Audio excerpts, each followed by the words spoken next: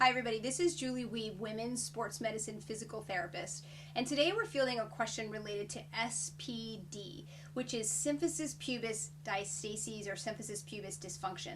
And what that is a disruption or an injury to the joint at the front. So if you think of the two halves of the pelvis coming together in the front, they actually form a joint right here called the symphysis pubis. It's very vulnerable during pregnancy because of the hormones that are raging, trying to loosen up all our joints, but particularly the joints of the pelvis are being loosened to prepare us for delivery. But it's also something that can be carried over into postpartum for some women, and it's actually a common injury for athletes. A lot of athletes have pain in that joint, and it can radiate out into the groin if that's what you're experiencing. But it's related to fitness activities or sport activities that are related to cutting or quick changes of direction.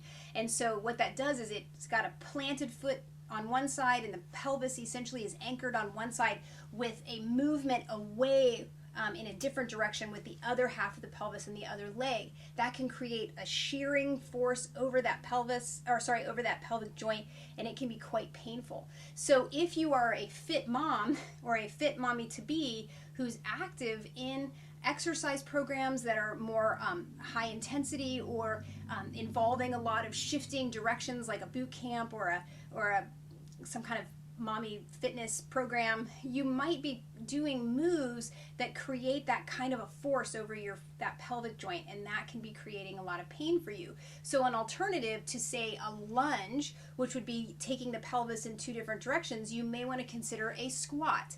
Gets you similar bang for your buck, similar muscular work without creating as much force over that pelvis.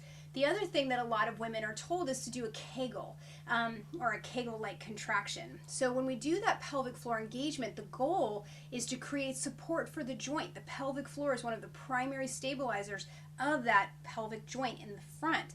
Unfortunately, most women use only the back half of their pelvic floor when they do an engagement, and that can actually irritate the situation as it creates kind of a asymmetrical pull over the joint. And so what I like to teach people is a little trick. I've actually got it a little more laid out in a different video called the Fit Floor Part 2.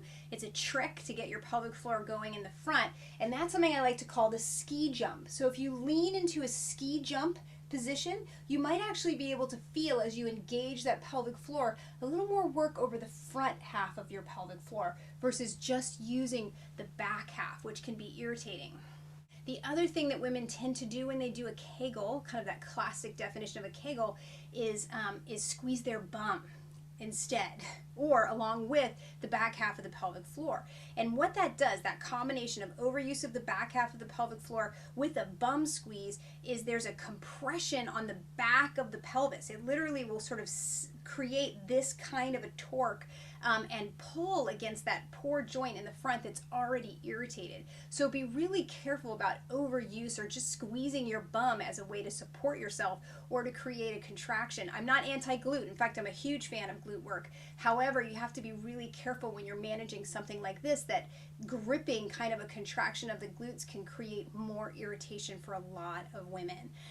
And then the other thing to be aware of is when you're pregnant, and this also often carries over into postpartum for a lot of women, is there's a tendency to stand like this. Okay, I'm exaggerating, but for a lot of women, this is not only pregnant posture, but this is postpartum posture. And it juts that pelvis forward and adds a lot of pressure right here on the front. And so actively trying to get your butt untucked and your rib cage over top of your pelvis again will reduce how much strain you're putting over that joint. And that is achievable even when you're pregnant. It may feel like that's crazy, but it really can be done. And then the other thing to be just some little tips to move with your feet together, like when you're getting in and out of the car or moving over in bed, any kind of force, like I said, or any kind of movement where the pelvis goes in two different directions can really create irritation over that joint. So there's just a few ideas for you on how to manage the discomfort, ease the discomfort, because any joint that's irritated, if you give it some rest from that kind of irritation, it will help manage that symptom and bring it down, and then hopefully allow you to stay more fit and functional and active during your pregnancy and manage that situation so that you can get to the finish line easily as possible. Okay, thanks for asking, and keep those questions coming.